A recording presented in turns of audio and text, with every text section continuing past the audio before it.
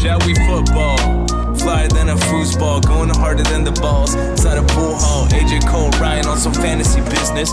Living in that dream like they own their own team, man. They tell you how to win, but probably gon' lose if you get last place in the draft cause you snooze. It's really all luck. If your QB gets hurt, then you're fucked. Yeah, you're fucked. Now you own your buddy's money, plus your girlfriend hates you cause you can't see her on Sundays. Long days, long nights, figuring out your team. Still the next day you're listening to these idiots. I saw. Okay, go ahead and tell us more about your. Please, Brian, go ahead and tell us more about your motorized bicycle, Colt. Well, the plan was one of my co-chefs. He used to be my sous chef for quite some time. He volunteered to help me move. He has a Tundra, so we were going to rent a trailer, use the bed of his truck, and use the trailer for the bike. Well, he had a little snafu with the truck this weekend on his last mountain adventure. So I'm taking it to my aunt's tomorrow in Winston-Salem, and I'm going to store it there. And then eventually I'll fly back and then drive it back. Will it have any friends? Will it have any friends there? Do motorized bicycles prefer to? They do, and there's solitary creatures. My understanding is every time I've seen motorized bicycles on the highway, they're always amongst other motorized bicycles. Not always. In what they refer to as clubs. I did make friends with a guy at the train depot because we hit literally a 1 second fucking difference caused me 10 minutes at least waiting at the train tracks where I live. There's the train depot in Cary. And, I cut the bike off. I took my helmet off. I'm like, all right, this is a passenger train. It's going to be a while. Took my gloves my off. understanding of train station is that that's where you get to trains. And then a train depot is where you get the smaller versions of trains and set them up in your garage. I could be misspeaking completely. You're right.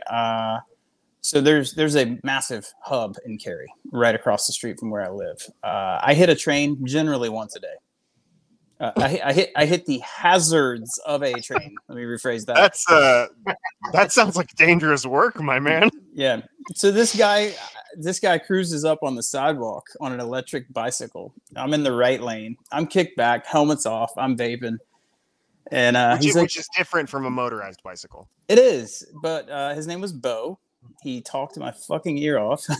I mean, it was cool for a while, but then he started talking about conspiracy theories, I'm assuming. Waking up, sunrise, hitting the vodka bottle, living in Tampa Bay, and just meandering on about craziness. And I was like, wow, this train sure has taken a long time. I'm going to cut around.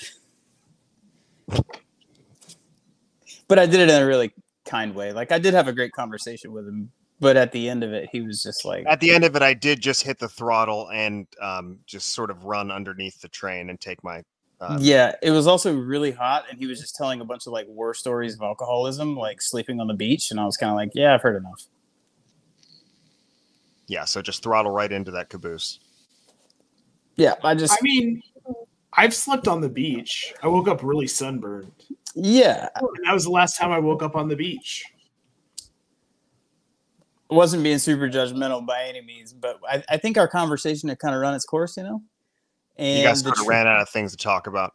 And the train wasn't, that's the key thing. There was zero progress. So 10 minutes, there were no horns honked.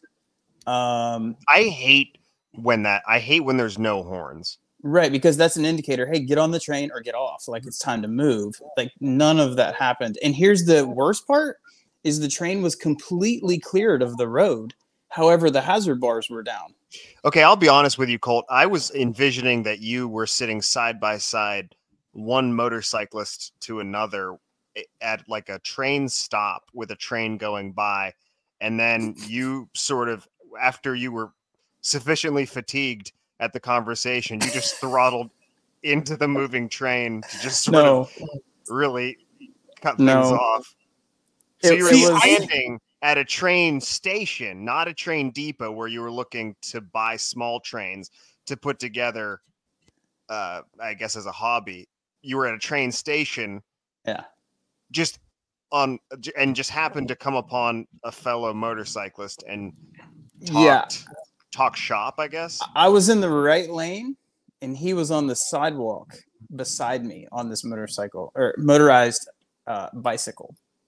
Colt, So now wait. Yeah, Nate, go ahead. Yeah, I do too. Were there ramps involved? Because I'm assuming, like, I'm picturing like this ramp magically appears, and then you just like take the ramp and hop the train over. That would be dope. Well, what's not this? What happened? Rips shirt off. Oh, there we go. There we go. Rips now we're shirt off. Somewhere. Yeah. I was going to say it starts happen, raining and he starts to glisten, but if it starts raining, Colt is the kind of guy who's going to he's going to pull his motorized bicycle over to the side, cover it, and then seek shelter and wait out the rain and for all the puddles to dry. I gotta say, save a baby at some point. Sure, probably. Sure. I have to say, I mean, you could call us. We'd put one in a tree if it didn't happen organically. There was a really exhilarating moment that happened several months ago that I was riding really fast, and I don't remember where exactly this happened, but I was probably going like 80, and there's a train riding parallel to me, and there's an airplane coming over my head, and it was at night. It was nuts. That sounds like a trip, my man. Yeah, just picture that. One final question, Your Honor. You're right out of a big old cardboard protein shake. Is that what that was? That you just coconut water. Coconut water. God, that's so fucking cool. Mm-hmm. So my final question is, eventually you're going to be riding your motorized bicycle with your lovely lady, yes? Yeah, I've taken her on it a couple times. She likes it. She, like everyone else in my life, really fear for my safety in Atlanta. So they're all happy I'm not taking it. Right. I know that you're a responsible, reliable, young, muscly, tattooed chef gentleman. And I know that you're going to take care of your business. Yeah. My question is this. If she's riding behind you, the bike is the motorized bicycle is already vibrating pretty significantly when you're revving that hog, right? Yeah. Okay, so if you were to, let's say, pass gas, could she? Obviously, the smell is going to dissipate because you're moving so fast, and big boys love to go fast. So you're going to be moving so fast. Smell's not a problem. The vibration, though, because you're going to be, body pressed against. So I don't know if the vibration of the motorized bicycle is going to sort of overshadow the vibration. I'm sorry to be blue, but the vibration of the farts. Because what happens is I was told this in elementary school, your butt cheeks sort of clap together, and that's what makes the sound of the fart. Yes. That's a damn good question. And the answer is no. I could rip one and she would never know it. I could totally just, like, I don't know if this is going to be quiet or loud, but I'm going to do it anyways. It won't matter. Well, unless you're stopped at a light, and then you're screwed. It's probably a reflection of your relationship. Now that's a good point. If we were stopped, if we were in motion, then I could feel free to just. But if we're at a stoplight, maybe a little more detectable. But the exhaust system on my bike is custom, and it's very loud. Oh. So it kind of like gargles. You know what I mean? Like it's more like give me that one more time. Kind of like that, like a Harley or something. It doesn't have the same cadence as a Harley because their engines are built differently. But she's only been on it a couple times. Colt, I'm stalling right now. How are those engines built differently? It's something with the cylinder construction. I forget off the top of my head, but it is very specific to Harley Davidson. That's why. Do you know why Harley Davidson was called Harley Davidson? I guess I'm moving. I'm sorry. I'm moving very quickly. Never bothered to Google. No.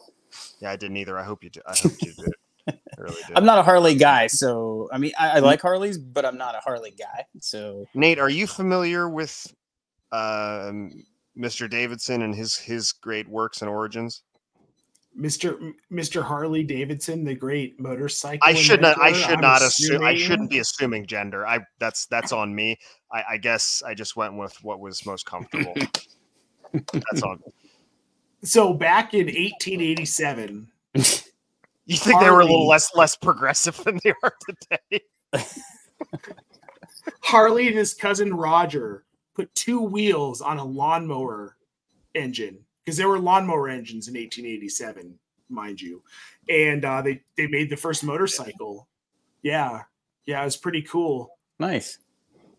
That's what I know about motorcycles. That was totally 100% correct, too. I saw it on Wikipedia, so I thought it's got to be right. it has to be I true. thought it was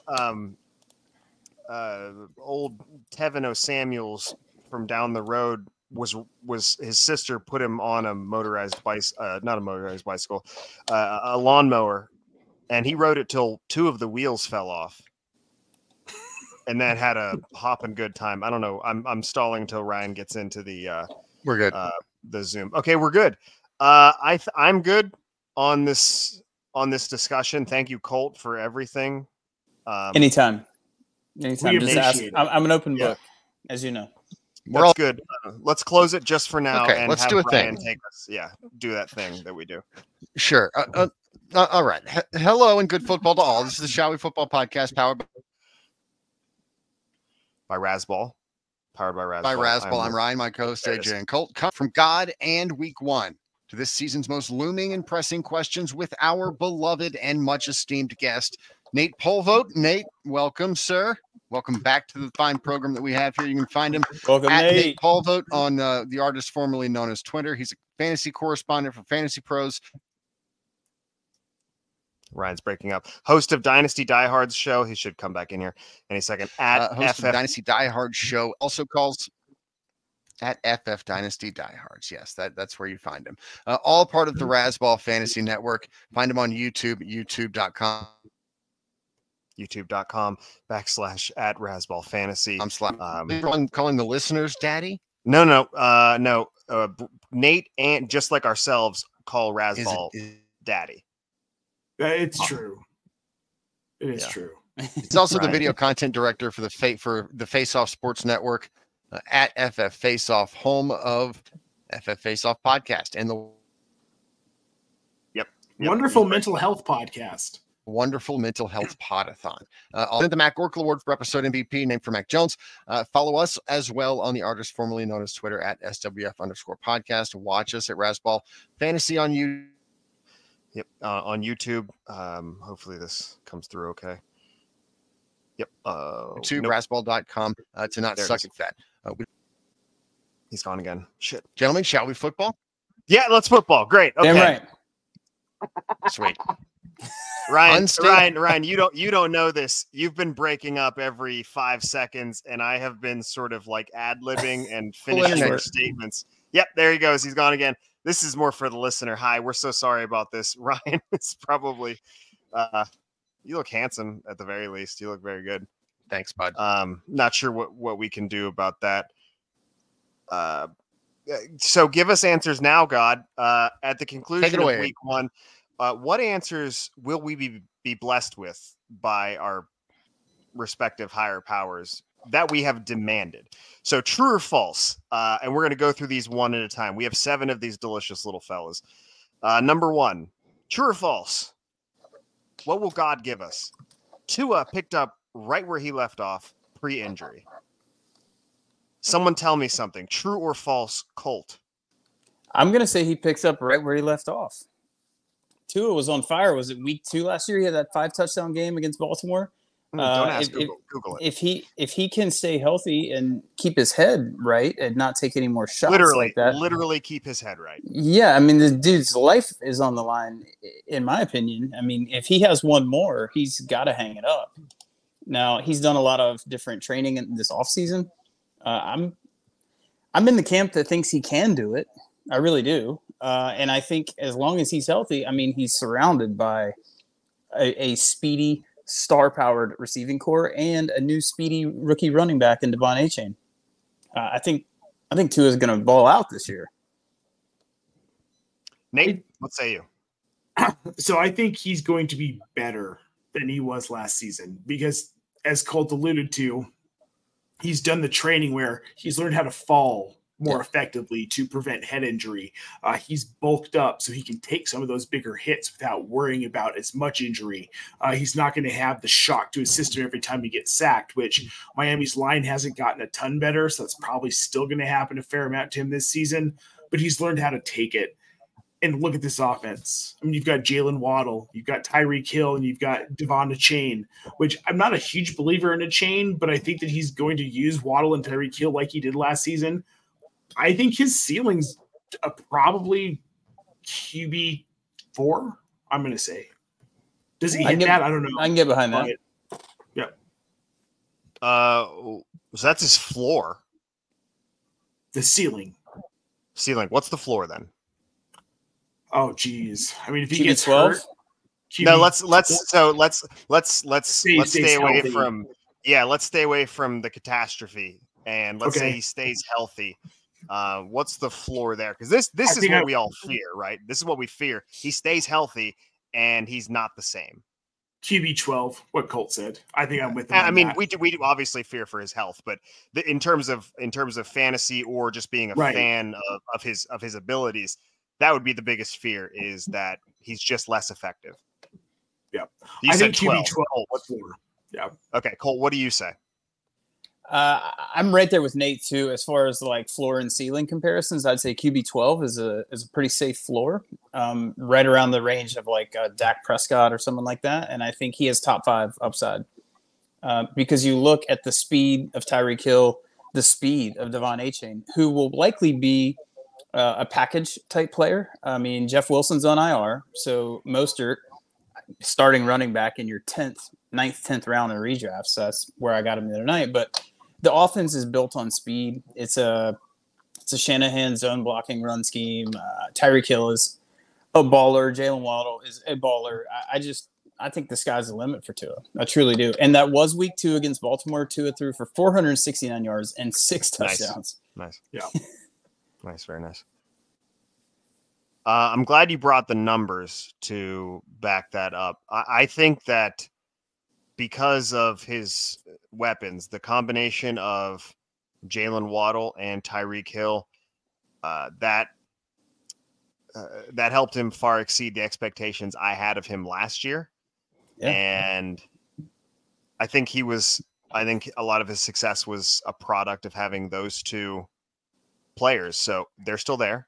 If he stays healthy, I think that they pick up where they left off with Tua more so than, because Ryan will talk about this every now and then. And I mean, this isn't a novel idea, but there are quarterbacks that elevate teams. And I think Tua did that way more than I expected him to do last year. But I think it's obvious he was a product of his environment to a large extent, because that type of playmaking duo they're going to prop him up. Well, it's not something we've really seen to that degree. Two guys that are similar in that way. Well, here's another thing too. I mean, we're going to give this a go if my internet holds out. Here's another thing: is all Tua has to be in that offense is a point guard. All he has to do is get the ball out of his hands on time, on schedule, and those guys can do the rest. Will he pick up where he left off pre-injury? I don't know. Let's even assume he doesn't. As long as he is distributing the ball where it needs to go, he doesn't need to do anything extravagant. The offense is a Kyle Shanahan-y sort of deal where the quarterback is going to benefit from really nice routes and good play action fakes and have some open, easy looks to go after and go get. And all he has to do is step back and find the open guy and go through his progressions, because somebody with all that speed around him is going to be open somewhere. He just has to find it. So I don't believe he's going to pick up. I do believe that Tyreek Hill and Jalen Waddle are going to pick up where they left off. So that means, to the point that everyone has made, these guys are going to continue to make plays. And you're right, Ryan. I think all he has to be is a point guard, which I think Tua is more than capable of. Sure. The difference between the Dolphins being like where they were last year when they were rolling and what I think they'll end up being this year is, while Tua, the short and intermediate passes that he throws are much different than most of the short and intermediate throws that the rest of the NFL makes because of the guys catching it and what they can do afterwards. The thing that would elevate the Miami Dolphins to the next level, in terms of overall success, I think would be Tua's ability to occasionally hit those deep throws, the really difficult true NFL throws that, teams need on like 3rd and 10 or 2-minute drill. And it's like 2nd and 20 because of a holding call or something like that, where the quarterback really elevates the whole team. Like, he's going to have to make some of those, and that'll be the difference between this year and last year. I think with everything that's gone on, there's going to be an element missing, right? And I think that'll be the biggest difference, but they'll still be a good team. Like, I have them barely missing the playoffs. Yeah, I think that's where I had them as well. And they're going to be on the cusp, and they're going to be fighting for a chance to get in. Does Vic Fangio's defense give them the opportunity to do so? That's the question. Probably. Only Vic and God know. Yeah, probably. And all right, Roger Goodell too. Another Roger we're going to talk about. Aaron Rodgers. Yeah. True or false? True or false? Aaron Rodgers was the only missing piece for the Jets. Who wants to go first? My internet was so bad I don't remember who went first. Nathan. Now, is it Nathan or Nathaniel? Do you prefer? My full name is Nathaniel. Nathaniel, yes, it is. Dude, I was thinking that too. But I swear to God, if you call me Nathaniel, I will walk right off of this podcast. So I'll fall right off my chair. Cheers, Nate. Go ahead. There were a lot of things that were missing in New York last season. An offensive line that wasn't beat the fuck up, right? Like, that offensive line just got obliterated. They didn't have Mekhi Becton, who was their best offensive lineman for the majority of the season. They've got him back now. That's a huge part of this. You don't shore up that line. Aaron Rodgers isn't a great mobile quarterback at 40. He's a year younger than me, so he's still a spring chicken, in my opinion. Spry. Me too. Spry. So spry. But the thing is he needs a short up line, which they've got. They didn't have a ton of receiving talent. Like, who's excited about Elijah Moore? A bunch of Browns fans. They're going to be real sad, like, week 4 of the season. They're like, perpetually, you mean? This is perpetually. But specifically with the Elijah Moore, they got so excited about him. They had Corey Davis. That was fun. Breece Hall was hurt, so they were rolling out Michael Carter and Ty Johnson. And I can't even remember Xavier White. Can't even remember the dude's name. Zonovan Knight. Bam Knight. Bam Knight. This team was just beat up, brutalized last season. So, no, they could have been a much better team if they would have done a few things. Started the season with Mike White behind center instead of Zach Wilson or Joe Flacco. Not that Mike White's like a world beater by any means, but he would have been the better option at quarterback. Serviceable. Still makes Ryan fairly erect. We are very pro Mike White podcast here. Yeah. Well, let's be real. You're probably the biggest White Mike fan, I'm sure. Yeah. Semi-chub going right now.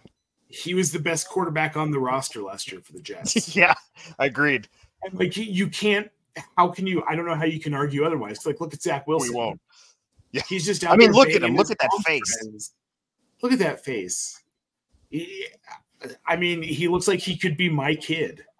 He looks. He that might be little. your kid. No. I would. He's definitely not my kid. He would have a much different face if he was your son. He'd probably way prettier. That's what I'm saying. Well, I mean, it's not to say his face isn't pretty. That's not for me to say. What I will share is that it is quite punchable. I'm sure your children are not at all punchable. He has his moments. Everyone is punchable. That's a thing that you, my friend, can say. Us, it's weird. Yeah. No, that's fair. Nate, I want to punch your child. Now, if I say Zach Wilson's face is punchable, that's fine. But your son, off limits. Sure, no, I get that. I get it. I mean, look, Aaron Rodgers is a part of this team getting better. But let's also let's pump the brakes here. Are they going to be that much better? We don't know. We don't There's know. no certainty to this. Is he going to have a connection with Garrett Wilson? We don't Is know. Alan Lazard going to be able to? We're talking about these guys all stepping into a brand new offense. Aaron Rodgers is 40 years old. A new-ish offense. It's the same New-ish offensive coordinator offense. that he won MVPs with. Okay, so it's Aaron Rodgers running the offense. Good point. Because Nathaniel Hackett's a hack, obviously. Yes. I don't know. Yeah. No, you don't have to preach that here. We're on board with We'll that get one. there.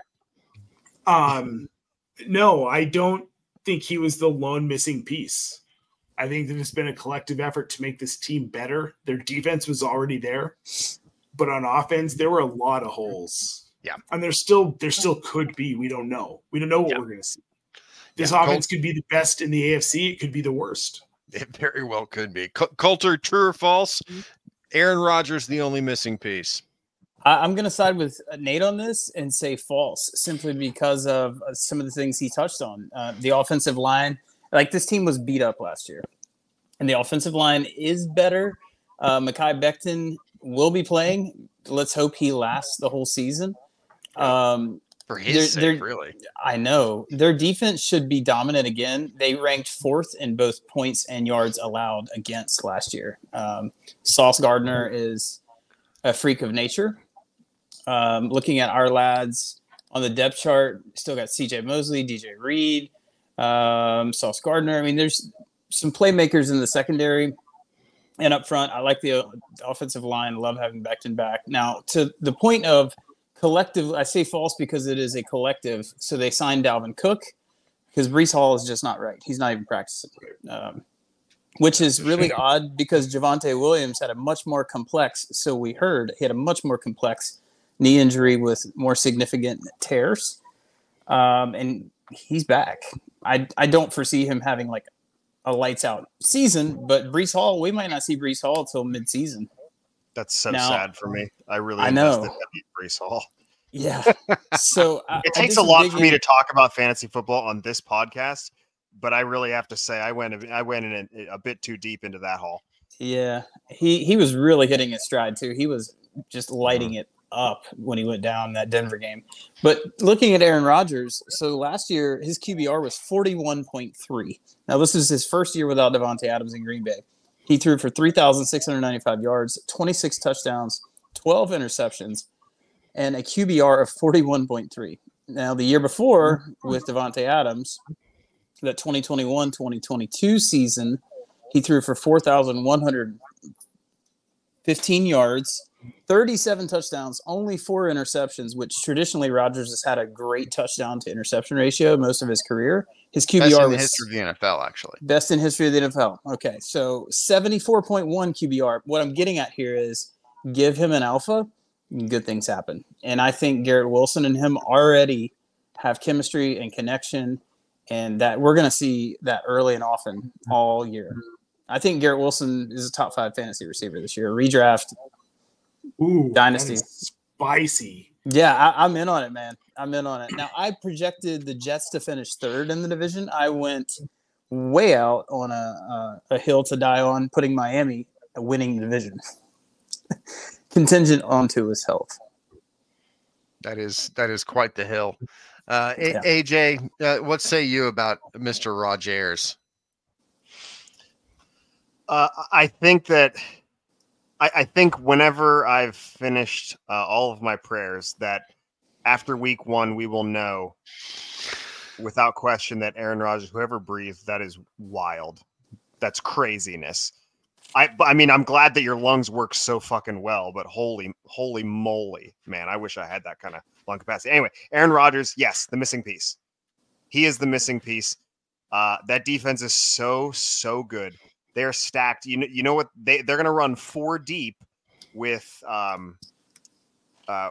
defensive ends with 2 first-round draft picks. Their last 2 first-round draft picks, they'll be the backups at defensive end. And obviously their strengths on defense are the pass rush and their cornerbacks.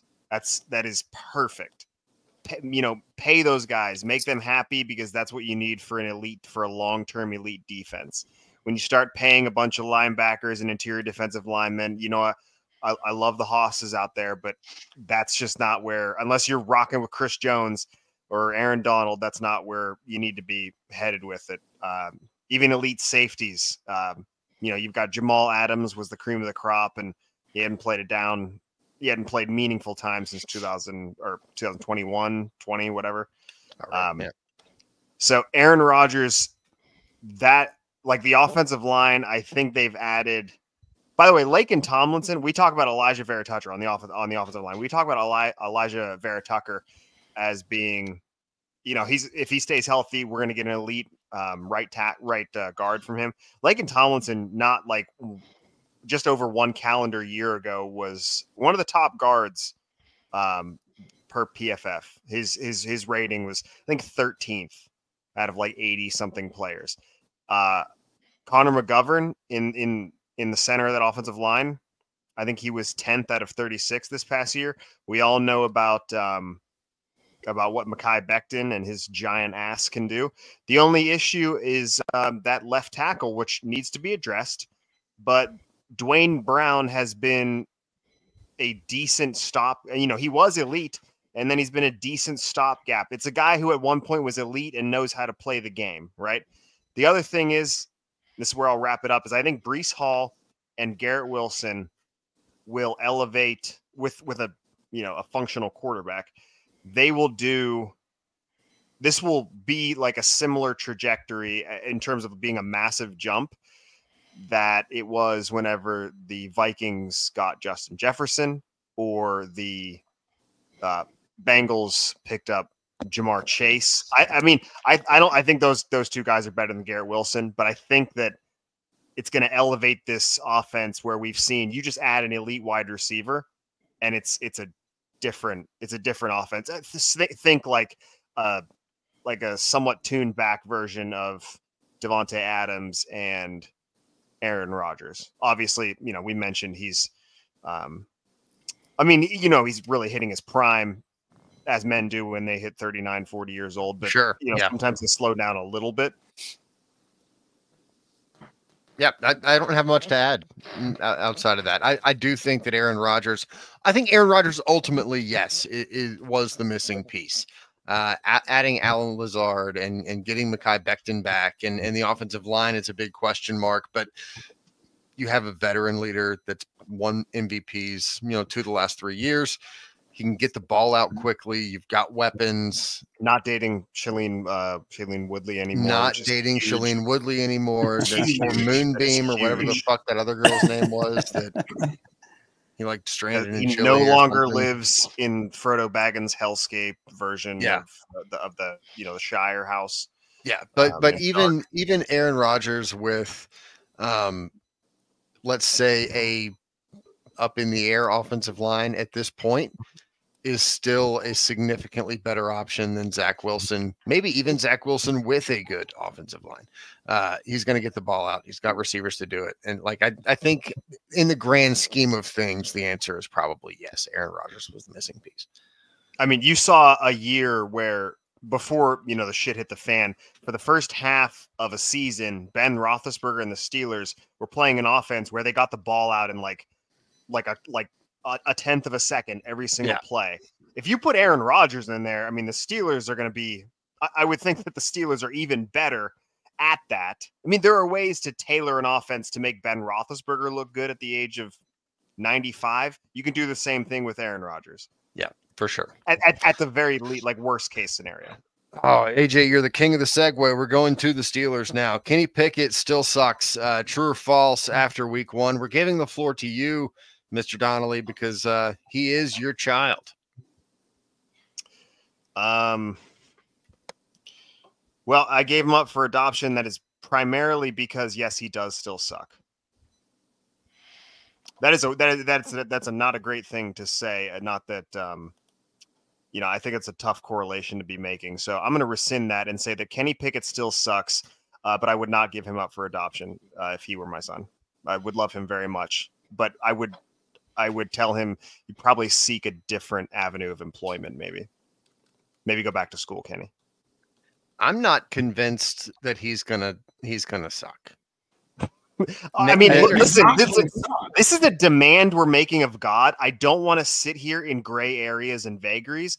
I want to take a stand here, and I need you to be with me. I don't need you to agree with me, but I need you to take a stand and not live in the coward's area of so gray here's what I'm thinking. I'm going to let our esteemed guest speak first, but I'll expound on my thoughts after Mr. POLVOGT gives us his. Kenny Pickett looked really good at the end of last season, right? Yeah, thought so. Do you not expect? Why wouldn't that continue? You've got Deontay Johnson back.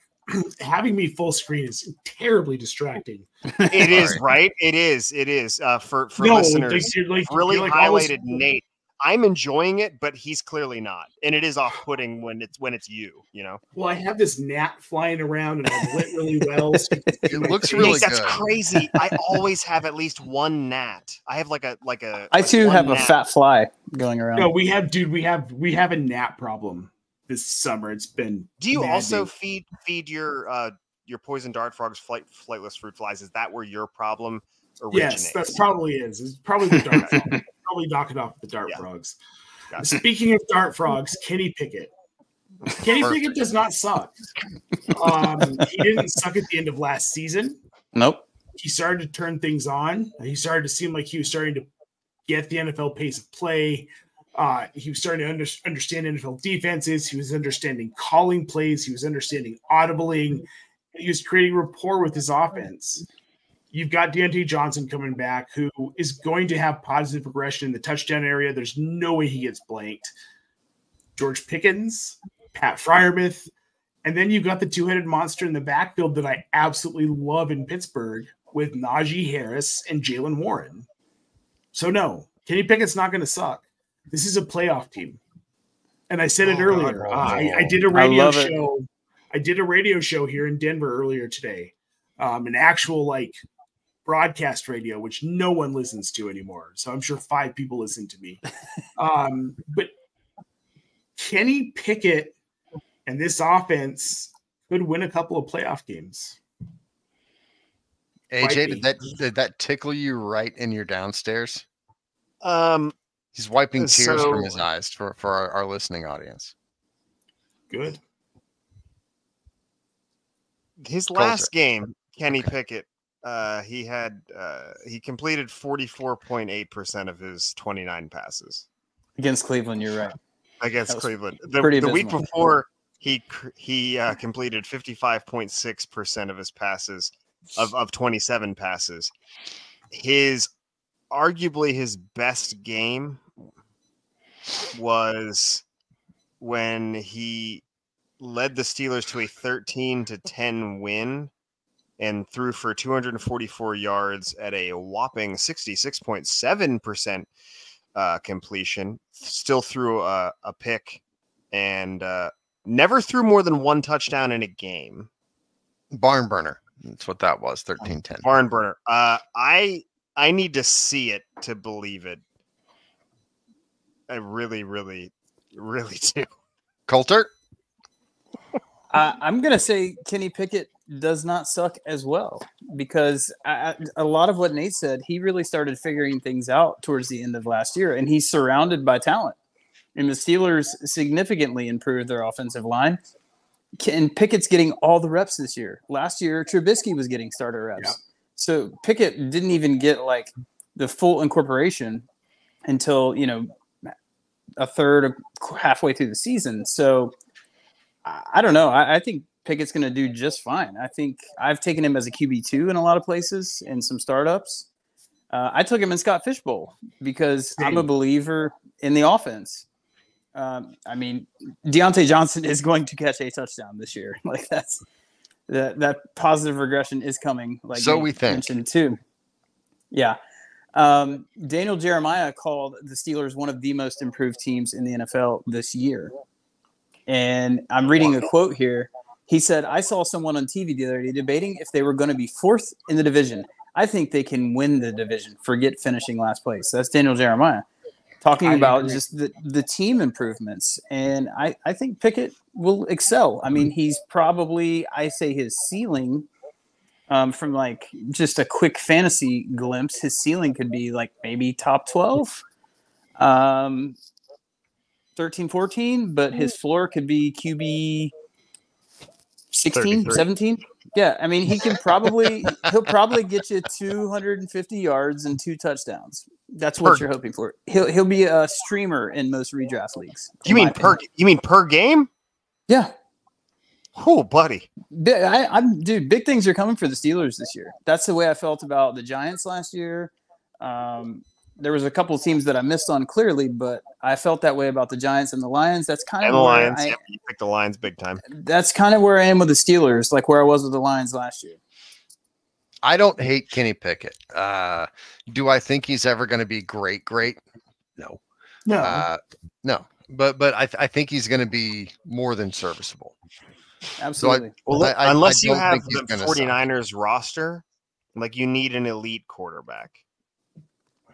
I didn't say that they were going to win the Super Bowl, AJ. I said he was going to be a serviceable quarterback. I would prefer that they start winning Super Bowls at some point. That's the thing. I don't want to kick it another 4 years down the road until we. Is he Kirk Cousins? First round quarterback again. He might be Kirk Cousins. No, he might not be. He's not Kirk Cousins. He might be. He does not have Kirk Cousins' ceiling. Kirk Cousins' ceiling is. I disagree on that as well. Strongly disagree. Yeah. I just don't know if you look at his game by game statistics. I watched a little as bit, a rookie, obviously. Yeah, as a rookie on a bad offense. I mean, so yes, agreed. And we have added to that offense Isaac Seumalo and Allen Robinson. And it doesn't look like Broderick Jones is going to start game 1, meaning he could not beat out Dan Moore Jr. or Chuck Okorafor, which is of great concern to me, at least. And their best cornerback is Patrick Peterson, who played well last year, but he's very well. He's seasoned. He's old. Yeah, just say he's old. No, he's not old because men. I've read studies. Men really hit their prime and their stride at their mid 30s and late 30s, and also like if you're 39 and about to be 40. What about like early 40s? Early 40s is also prime time. You don't stop hitting your prime and elevating your game until you're about 81. That sounds right. Is my understanding. Is my understanding of science, which admittedly is limited. Sure. All right. Well, jury's out on Kenny Pickett. It's a 3-1 vote. Kenny Pickett does not suck. Number 4, true or false? I hope you guys are right. The Ravens' offense is better than last year. Ryan, you wanted this so bad. I do want this. Have it. All right. So I'm gonna say false, and I'm gonna say false because I have to see it to believe it. I don't believe in what Todd Monken has done in the NFL. I think what he did at Georgia, anybody could have basically done at Georgia with the players that he had. He had dudes everywhere. Stetson Bennett was a great college quarterback. So here's what he did. The last time, I've got a little book. The last time he was in the NFL as an offensive coordinator was as Freddie Kitchens OC in Cleveland, the great Freddie Kitchens. They were 22nd in passing yards per game. They threw for 22 touchdowns. That's tied for 19th with like 8 other teams. 21 interceptions, tied for second most in the NFL. AJ in the back. Yeah. AJ Times and Review. That book that Ryan is referring to, it is the equivalent of if you grabbed Eminem's rhyme book away from him when he was still in Detroit as a young man, but instead of there being brilliant genius rhymes, it was just pictures of dicks on every single page. That's sort of what you're dealing with Ryan's book. There are some words there, but it's actually just nonsense and scribbles. I did that in a press conference one time. Detract from all of the copious genitalia scribbled throughout. Short side note. I was in a press conference one time, and like the FBI or some U.S. Marshals were busting a criminal ring in southern Indiana for stealing car parts and like embezzling millions of dollars. And all I did was draw tiny penises throughout the entire press conference in my notebook. And the sheriff looked down at me and said, "You got enough notes?" I showed him my notebook and I was like, "Nah, man, I just drew a bunch of tiny dicks." And he like laughed out loud in the middle of a U.S. Marshals press conference because fantastic. I showed him a million tiny dicks on my notebook. You're like if Jonah Hill was real life. Pretty much. You're a legend, really. Sorry, Sheriff Wedding. So it's epic. Yeah. The last time he was in the NFL, his offense was very obviously not very good. He's bounced around a lot. He's an old dog. I just don't believe in what he's going to do. The weapons, yes, they're better, but what percentage of Odell Beckham Jr. are we getting? J.K. Dobbins is coming off a pretty substantial injury. Lamar Jackson, can he stay healthy? Yeah, but look, is it going to be better? I don't think so. I think it's going to be markedly better. Beckham's a non-factor. Forget about Odell Beckham. He's a locker room dude, not even a good locker room dude. His best days are behind him. He's in that locker room. In the locker room. Rashad Bateman, we'll see. Like, let's hope he can stay healthy. The soft tissue injuries are always such a concern. Yeah. Zay Flowers, animal. He looks good in the preseason. Effortless. I'm a big Zay Flowers fan. That's an understatement. Like, I've been pounding the table for Zay Flowers in this offense. Sounds like you've been pounding. I understand for Zay Flowers.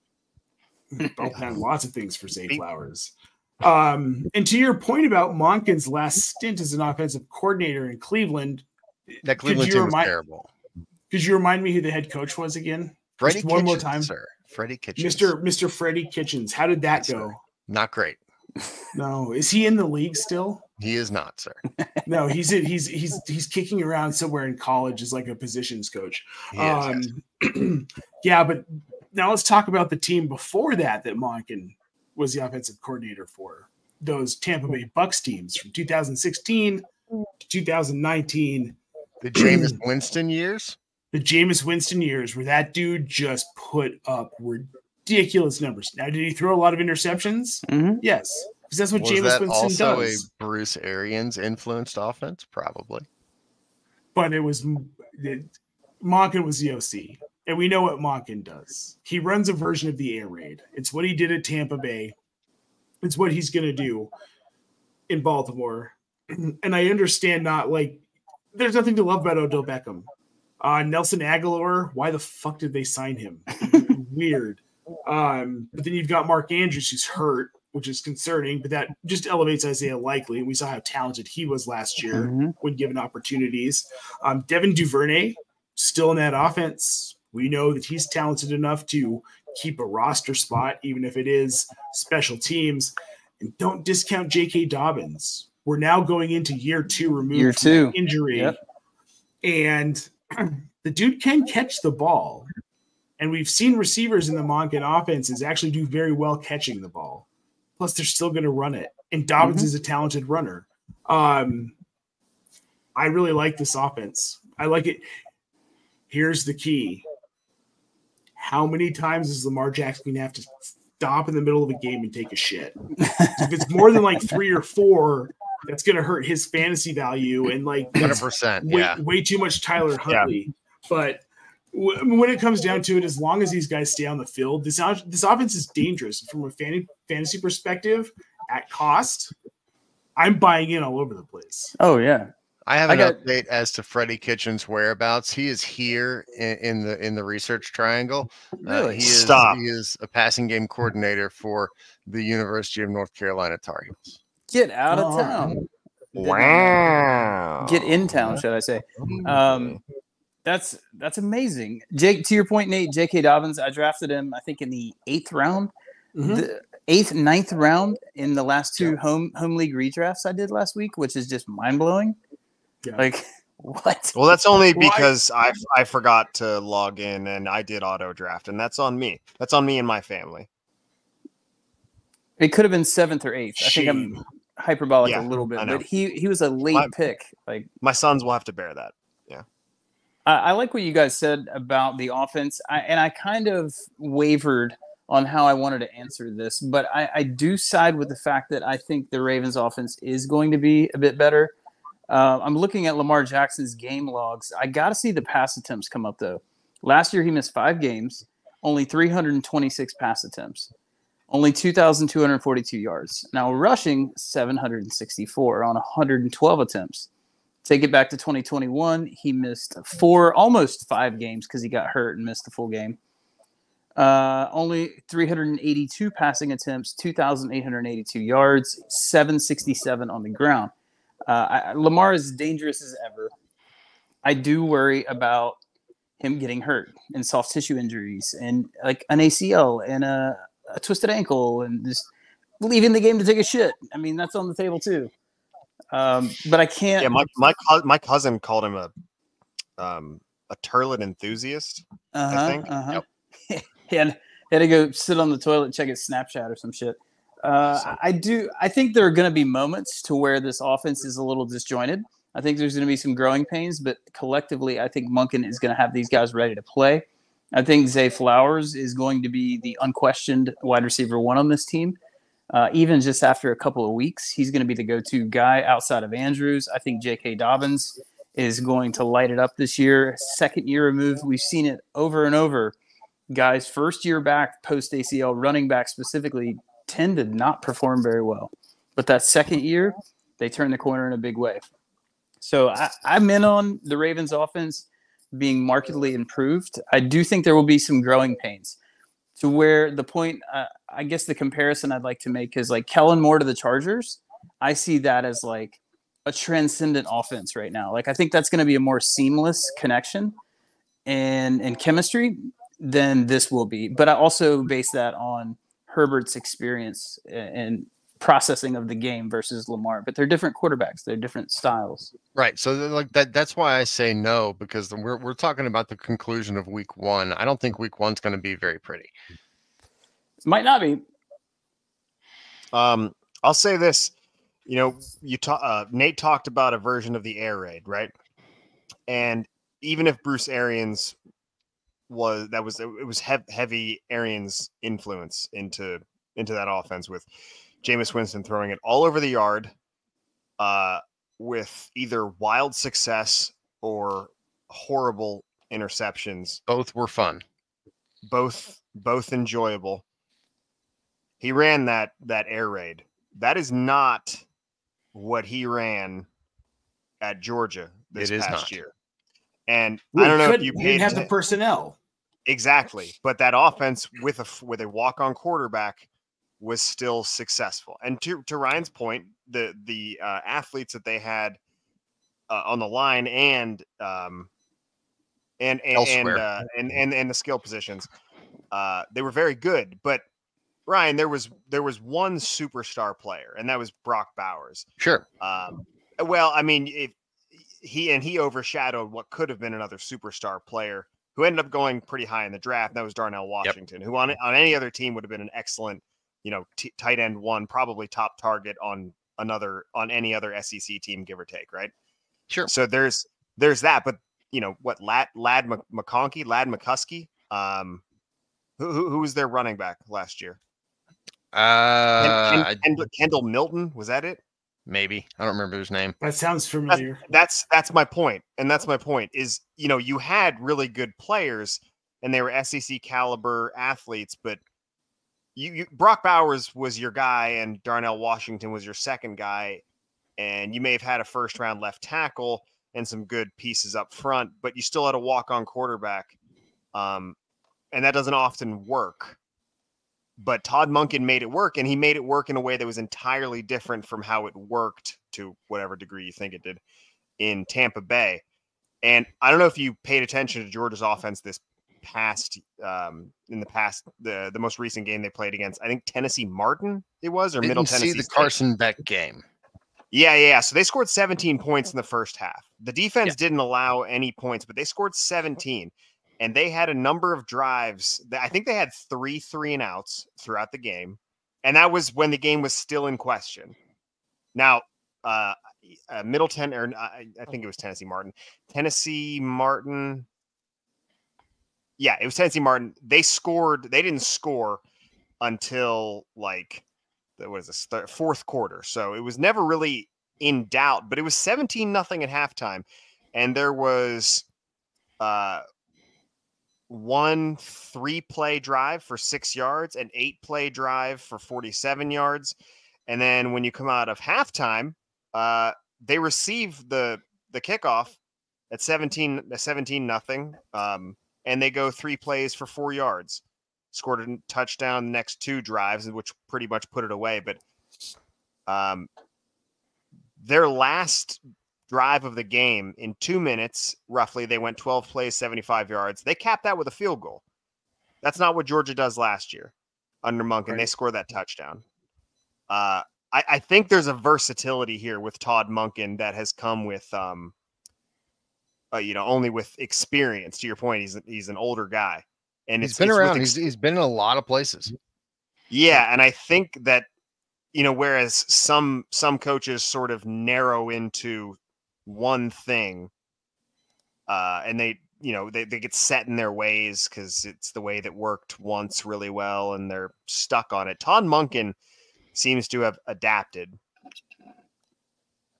He got Brandon Whedon drafted. Well, you put it that way. Yeah, when you put it that way, for sure. Yeah, I just don't know. Oh, yes, so true, but for me, it's true. I just don't know if it's going to work with this set of players in this league right now. Well, my jury is still out. Okay, I think Mark Andrews makes a huge difference whether he's healthy or not in this. For sure. Go ahead. No, I was done. All right. So number 5 here, true or false? And Colt, you're going to get this first. The Colts will need to go back to the well in a couple of years for another quarterback. What say you? Well, I know what you'll say, but Colt, tell the listeners and viewers what you would say. True or false? Well, that's false. That's false because they have Gardner Minshew. No, that's not my real answer. Amen. Amen, brother. That's not my real answer. You guys, anyone who knows me, I think I'm a pretty staunch supporter of Anthony Richardson. I know that the productivity, the production hasn't really been there in college. He only played the 1 year. In his 12 games played, 327 passing attempts, 2,549 yards.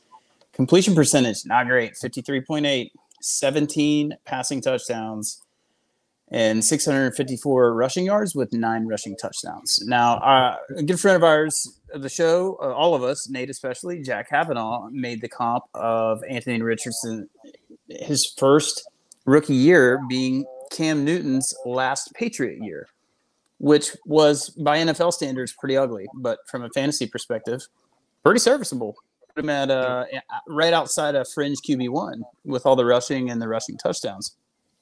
I do believe Richardson, I think he's cerebral enough to learn the game. He's hungry enough. He's surrounded by enough talent in the weaponry with his receivers. Shane Steichen as offensive coordinator is a big part of this equation as well for me. So I'm going to buy into the talent. I'm going to buy into the athleticism of the guy that broke the combine. Yes, AJ in the back. AJ, my times. I was just looking at a picture of Todd Monken just real quick, and he has I'll say prominent nipples. It is maybe the first thing you notice about Todd. And good for him, This isn't shade. This is more of a so now the admiration. The halt in discussion is fingers clickety clacking away, looking for Todd Monken's nipples on the internet. Is what I'm assuming. Okay. Yep, that's accurate. Well, of course. Nate, you're doing it too. Yeah, duh. Oh, okay, yeah. Okay, good. I forgot how well you fit in here, my man. It's been some time. Also, we didn't mention this. Nate already does hold at least one McCorkle award. I do. I don't remember what it was, though. But that was like 2 years ago. Yeah, but you have one. You have one. I do. Yeah. So did everyone get their fill of Todd Monken's nipples? Yep. I'm good. Yeah. Thanks. I'm in. Yeah. Yeah, Ryan is in. I don't know what that means regarding Todd Monken's nipples, but he is in. Colt, do you have anything to add about Anthony Richardson? I really cut you off right in the middle, and I'm sorry. It's okay. It's gonna be a bumpy ride year one. I do believe it may not always be pretty. From an NFL realistic standpoint, it might not be that pretty. But I believe in the coaching. I believe in the development. I believe in the progression and the athleticism of Anthony Richardson. I mean, the dude he's just different, man. He really is. Going back to the article that I wrote on Razzball this summer, something that jumped out at me that I said my most significant overarching flaw in Richardson's profile is inexperience. He simply just did not get enough playing time. So he's going to need reps. He's going to need time to process and learn the speed of the game and check out of plays and protections and all that stuff, but I mean, the guy has every opportunity to succeed. I don't foresee the Colts. I think Richardson is going to hit. It might not happen from an NFL standpoint until next year. I was going to say that they don't hang banners for fantasy football championships, but the Colts may hang that banner if Jim Irsay wins his fantasy football championship with Anthony Richardson, just to have something in the rafters of Lucas Oil Stadium. They love hanging banners. And then next year they're going to draft Martin Harrison Jr. Ryan. What a contribution. Martin Harrison Jr. So. Yeah. That would be amazing. Ryan's contribution to the conversation was basically stomping his feet and saying fantasy is stupid. And then we moved on. My contribution was prompting everyone to look at Todd Monken's nipples. Colt said some things that were productive. Nate, I assume you're going to go down that route rather than trampling on our listening audience or talking about the Ravens offensive coordinator's nipples. Yeah, I'm not going to do any of those things. I'll be very brief. I'm with Colt here. It's going to be a rough ride year one. What you're drafting Anthony Richardson for right now is for the rushing upside outside of Alec Pierce. And outside of Alec Pierce, and if when Jelani Woods comes back healthy, outside of those two guys, it's really hard to be that excited about this offense. But still Pittman and Downs. Yeah. Not excited about Pittman. Downs is a good stash. I just wrote about him. I'm very excited for. I think Downs is going to be Downs is going to be excellent. Well, and he's going mostly undrafted. So in redraft leagues, like week 2, you should be grabbing him on your waiver wire. Sure. Plain and simple, which is something I'm not just making this up. I just wrote about this for Fantasy Pros this afternoon. Josh Downs is he's a good bench stash. He's a guy I want to have around. There are parts of this offense I like. Their backfield is not one of them, unless you want to take a flyer on Evan Hull. Okay, he might take over some volume. If it's Deion Jackson picking up the slack for Jonathan Taylor, I'm not excited. I don't like Michael Pittman. Yeah. I see Ryan's face doing a thing. Did you zero in on Evan Hull? Did you think he said Evan Hull? I'm stuck on Anthony Richardson. I think he's going to have plenty of games where if you watch what he's doing and don't pay any attention to the numbers, you're going to think that is the best football player I've ever seen in my entire life. And then you're going to look at the stat line and he's going to be like 8 of 23 for 78 yards and a touchdown, 2 for picks. The other team. Yeah, he's going to do some eye-popping things just because he's such a freak alien athlete. And I have real concerns about how he's going to develop into an NFL quarterback. Yeah, so it sounds like you're a true here, and I'm with you. That the Colts will need to go back to the well in a couple of years. Let's move on into our penultimate statement here. The Sean Payton hype is real, and obviously this goes directly overnight shipping to Nate. You have this one first. Man, I fucking hope so. I don't. Nate, if you keep straddling that line, you're going to trip and you're going to get hit right in the testicles. Look, this is my hometown team who I have lived through so much pain and so much joy. We've had 3 Super Bowls. The 4 that we lost were more painful to remember. I don't know. I think so. It feels like it's real. We actually got to go to training camp this year. It was my first time ever going to a Broncos training camp. Nice. The team looked pretty cohesive. It felt good. Felt like a team atmosphere. But there's only one way to know, and we're going to know in week 18. Was it real or was it all just a bunch of bullshit? My bet is that it's real. I'm betting on these players in fantasy. I'm betting on Russell Wilson at his ADP. All right, Ryan, just go ahead and shit on me. Ryan in the back. I have 2 questions. It's really one question. Who are you with? Ryan with Cynical Times. Nate, I have a 2-part question. A Playground product. Yeah. Yep. One is, did you see where Sean Payton is reportedly told Russell Wilson to stop fucking kissing babies? He's not running for office. And second part to that question, would you allow Russell Wilson to kiss your baby? No. Great shit. No. God, it's really good stuff. I don't watch the news. I'm terrible. I don't either. But like, I think that my paternal instinct would kick in, and I would know from anywhere if Russell Wilson was considering kissing my baby. Sure. He's not doing it to mine. I mean, mine is also about to turn 6 in 2 days. That would be a little creepy. Yeah, really for sure. Baby per se. So right on the lips. Russell Wilson. Do you have any young pets that he could kiss? I have a 17-year-old cat. That's not a young pet, my man. No. That counts. If you said under 8 years old, I would have been like, yeah, it's a young cat. 17 is wild, my man. Good for you. He and acts like a kitten. No, he's an asshole. Oh, yeah, one of those cats. Russell Wilson does not really care much for confrontation, so I don't think it's going to work for him. But I think if Russell Wilson wanted to kiss your 17-year-old cat or 6-year-old child, you would feel it. I think. Even if he was in another state on an away game. Okay, well, then I think you're in the clear, basically. Okay. Thank God. I'm tingling though. I think he might want to kiss me. He probably does. You're cute. Why not? Listen, Nate, he's only fucking human, my man.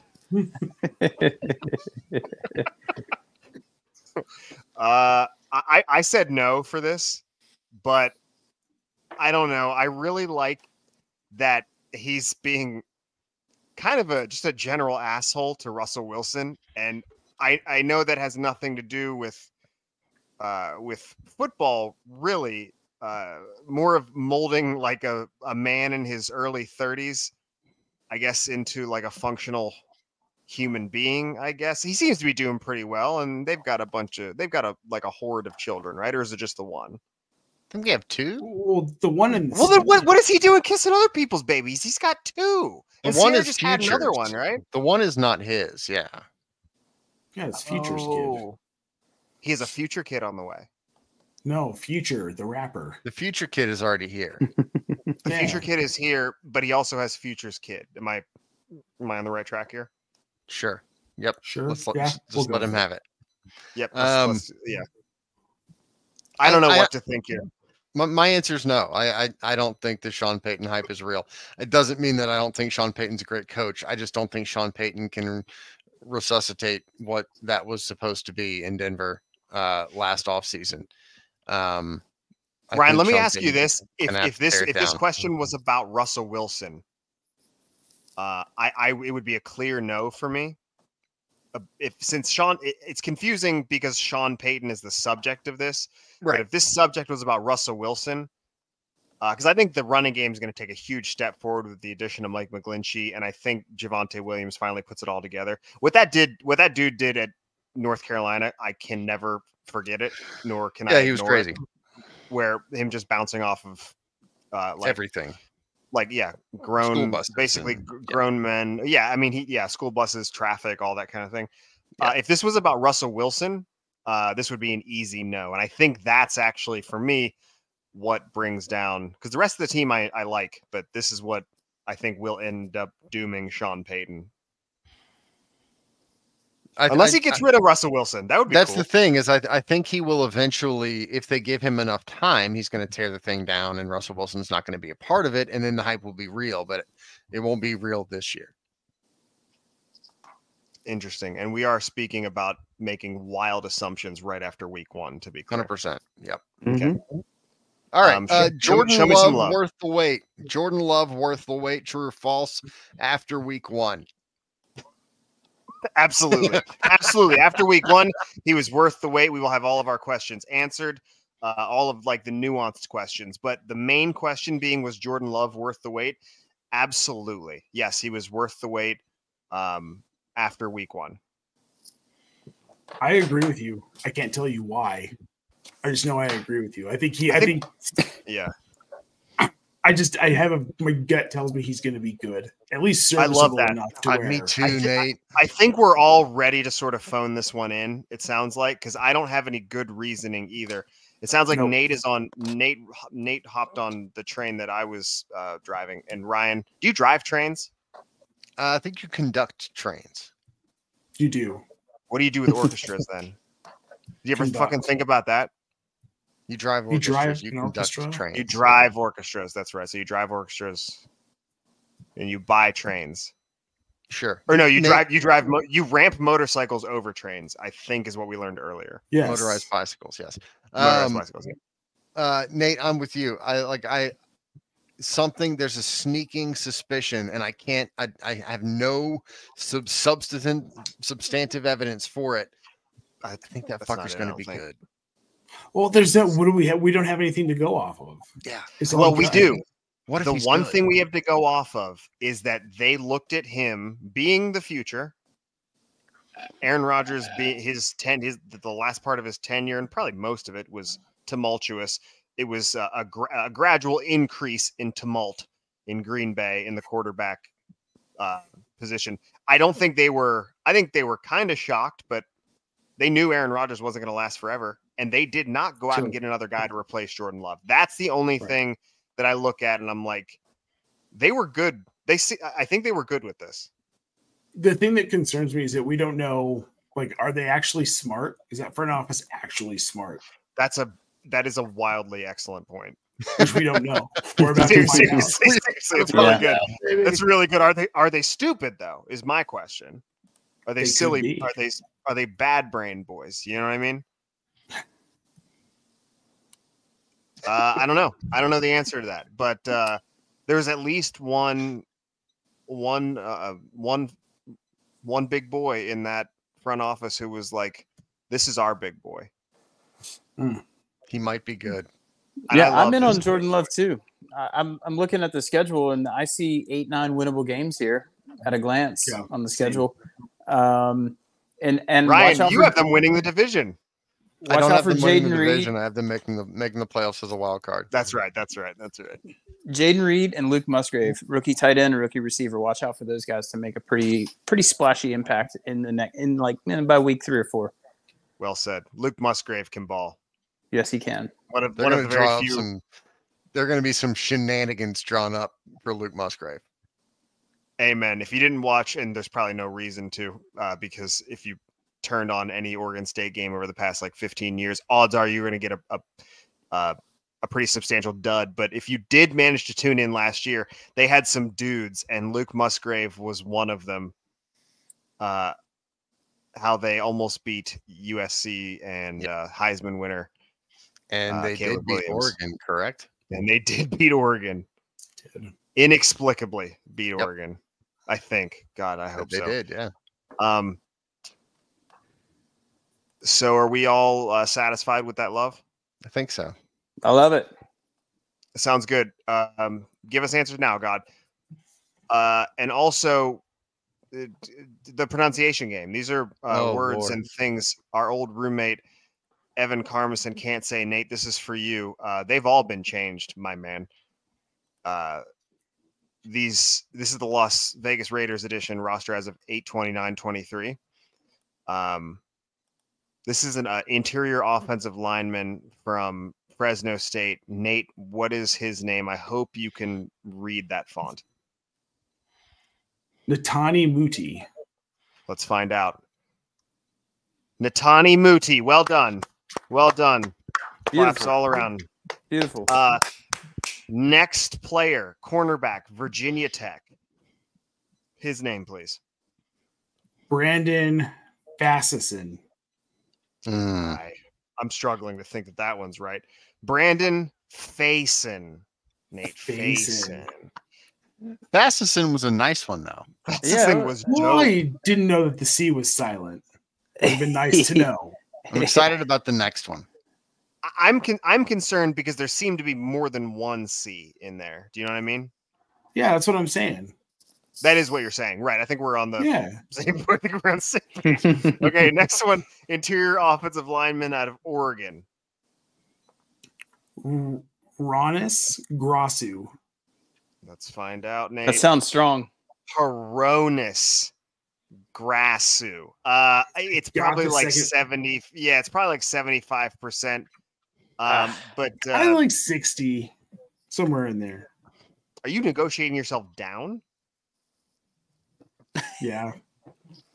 He's just being honest. You gotta respect the honesty is great. It's just we're not used to it on this podcast. Yeah, so give this last one a shot here. This one might be familiar, yeah. Yeah, no, definitely. I know this guy. Yeah. I got you know this one. John Christian Kaiminoeoleomekaya Keo Kekumpaya Fairbairn. Nailed it. I think that's the was best I've ever heard. You got it. Best I've ever congratulations to now the two-time winner of the McCorkle Awards, Nate POLVOGT. Big claps for him. Last episode's winner, our son, Netflix famous Evan, star of stage and screen. Gentlemen, let's give a real one for a real one. Congratulations, Nate. Thanks for being here. SWF round of applause to Nate for taking the time to join us tonight. I think we can. Are you our coworker? Do you consider this work? Yeah. We're all Raspberry peeps. Yeah, cool. That's cool. So, tell everyone why that's cool. Plug your stuff and our stuff, the stuff that we share. Well, you can find all of us on Razzball. We are an up-and-coming fantasy football advice site. You know us from baseball because we're huge in baseball. Everyone in baseball knows Razzball. But you need to get to know us in football. You can also find my work on Fantasy Face-Off. I am the YouTube content director over there, so please come check us out as well. And I write stuff for Fantasy Pros. This year, I have a weekly wide receiver and tight end handcuff and stash report that will be coming out on Tuesdays. Check that out on Fantasy Pros. And otherwise, I'm on Twitter a lot. Probably more than I should be, quite honestly. And if you ever want to meet Nate in person, go to the expo. I've hung out with Nate. I've had the pleasure of hanging out with Nate. Not enough, as I would like to. Not enough. 2 years at the expo, and it was a delight.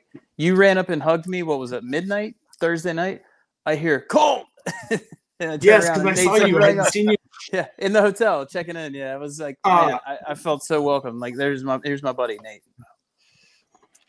Also, things that can be found in addition to pleasurable hugs from Nate, you can also find Nate also proposing to his wife, which was a beautiful, beautiful sight.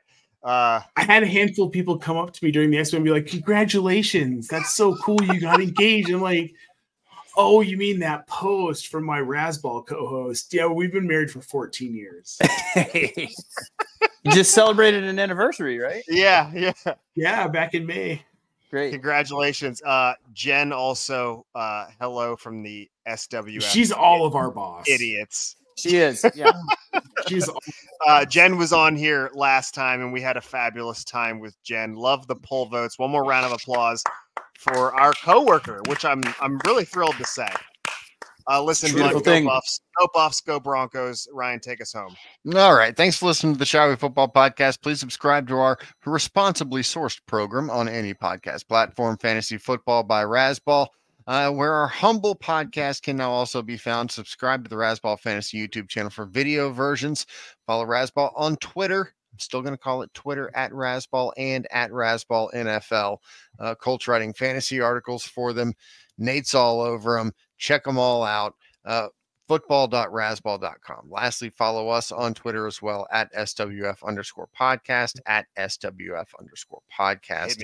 Hit me, buddy. Oh, baby. Quinn Ewers just guided our Texas Longhorns to a win over JT Daniels and those Rice Owls. Headed to Tuscaloosa next week. Roll Tide. Texas is back.